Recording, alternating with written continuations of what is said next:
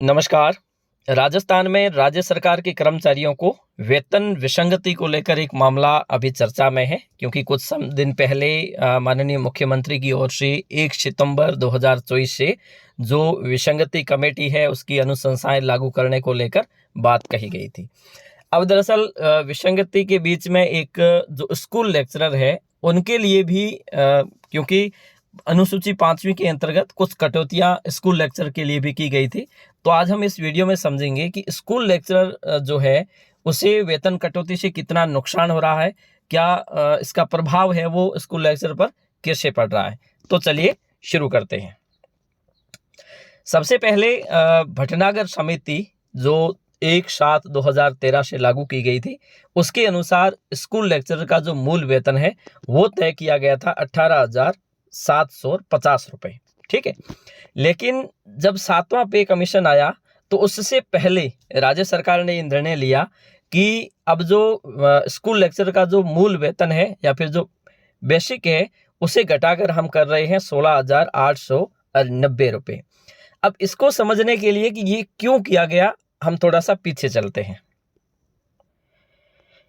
तो ये है कृष्णा भटनागर समिति की रिपोर्ट, और जो 5वीं अनुसूची के अनुसार कोई भी सरकारी कर्मचारी जैसे यानी कि 3rd ग्रेड, 2nd ग्रेड और 1st ग्रेड यानी कि लेक्चरर प्रोबेशन अवधि पूर्ण करने के पश्चात मूल वेतन है वो इस प्रकार से रहेगा। ये भटनागर कमेटी की रिपोर्ट है। इसमें आप देखेंगे कि जो 3200 ग्रेड पे था 3rd ग्रेड का, उसे कर दिया 3600 और बेसिक कर दिया 12,900 रुपये। ठीक है, और 3600 ग्रेड पे था 2nd ग्रेड का, और उस समय 3600 को बढ़ाकर कर दिया 4200 और इनका बेसिक रखा गया 14,438 रुपये। और भटनागर समिति ने जो रिपोर्ट दी थी, कहा था कि स्कूल लेक्चरर जो 4200 ग्रेड पे है उसका ग्रेड पे किया जाए 4,600 रुपये। लेकिन सरकार ने इससे थोड़ा आगे बढ़ते हुए 4600 की जगह 4800 किया ग्रेड पे, और यहाँ पे जो अनुशंसा की थी 16,690 रुपये, इसको बढ़ाकर कर दिया 18,750 रुपये। अब यहाँ पे दरअसल क्या हुआ कि 2nd ग्रेड, अब यहाँ पे अगर आप देखोगे तो 3600 ग्रेड पे वाले जो है उनके लिए तो बेसिक रखा गया 12,900 और 4200 वालों के लिए रखा गया 14,430 रुपये, और 4800 जो ग्रेड तैयार किया गया उसके लिए रखा गया 18,750 रुपये। अब 2nd ग्रेड और 3rd ग्रेड में तो केवल 2000 का अंतर, और 2nd ग्रेड और 1st ग्रेड में अंतर आ गया लगभग 4000 का। ठीक है, 4000 से भी ऊपर।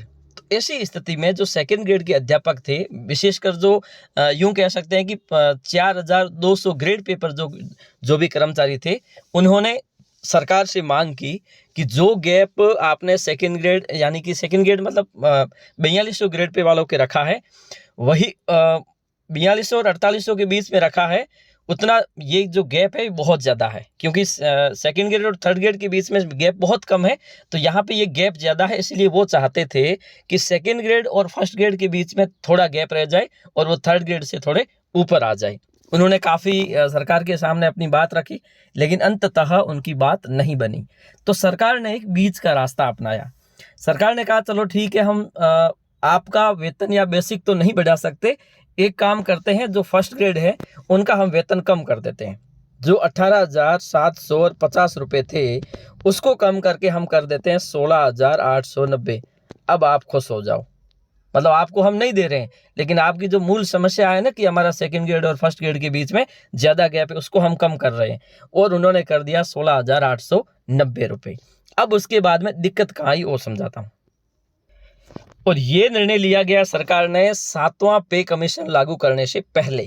जब ये 7वें पे कमीशन में जब फिक्सेशन किए गए वापस, तो ऐसी स्थिति में लेक्चरर का जो बेसिक है जो 2.57 से गुणा करके जो निर्धारित किया गया, दूसरा बेसिक जो 7th पे स्केल के अनुसार, तो ये करना चाहिए था 18,750 के अनुसार, और अगर ये ऐसा करते तो ज़्यादा होता, और उन्होंने कर दिया 16,890 के अनुसार फिक्सेशन। ठीक है, अब समस्या कहाँ आई कि 7वें फिक्सेशन में अगर 18,750 के हिसाब से फिक्सेशन होता तो मूल बेसिक जो होता मतलब मूल वेतन जो होता वो होता 48,400 रुपये, जबकि फिक्सेशन कैसे किया गया 16,800 के हिसाब से किया गया, तो मूल वेतन रह गया 44,300 रुपये। इस हिसाब से प्रति माह बेसिक में 4,100 का अंतर आ गया। अब यहाँ पर भी एक और समस्या हो गई। समस्या क्या हो गई? एक विशेष भर्ती, कौन सी, 2013 में भर्ती आई। 2013 में जो भर्ती आई उसकी पोस्टिंग हुई थी 2015 में। तो 15 में जिनकी पोस्टिंग हुई उनका फिक्सेशन यानी कि जो स्थायीकरण हुआ 2017 में। 2017 जुलाई में इनके 2 साल हुए। ऐसी स्थिति में इनका पहले तो फिक्सेशन किया गया 18,750 मानते हुए, लेकिन जब वापस पे कमीशन लागू हुआ तो इनका बेसिक है वो 18,750 तो स्वीकार ही नहीं किया गया, तो 16,800 के अनुसार इनको वापस बेसिक तैयार किया गया। अब एक चीज़ और देखो, आपकी 2011 में जो कर्मचारी स्कूल लेक्चर के रूप में लगे थे उनका तो फिक्सेशन किया गया 17,850 के रूप में, 18,750 के रूप में, और इनका किया गया 16,890। तो ये जो इन दोनों के बीच में गैप है, इस गैप के कारण इसे वेतन कटौती कहा गया है। अब सरकार इसे अगर वेतन कटौती को भी खेमराज समिति ने स्वीकार किया है तब तो इसमें शामिल कर लेंगे। अगर सिर्फ वेतन विसंगति को ही इसमें किया है तो हो सकता है कि इसमें शामिल नहीं करे, और उम्मीद करते हैं कि सभी के अनुकूल ही परिणाम आए। लेकिन मामला है जो वेतन कटौती का है वो इस प्रकार से आप समझ सकते हैं। आज के लिए इतना ही, धन्यवाद।